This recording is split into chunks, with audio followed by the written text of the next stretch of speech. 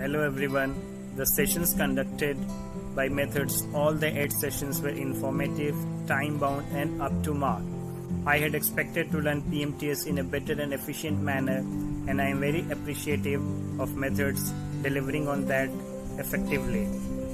And the best part for me was to learn all the hand and leg movements and all the 36 codes from which I can calculate SAMs effectively without using time study and without applying any rating. To the organizations which want to learn methods and implement it, the best thing they will get that they will learn about the actual SAM and actual efficiency of their floor, and from there on they can realign their organization goals, production efficiency and productivity goals, etc.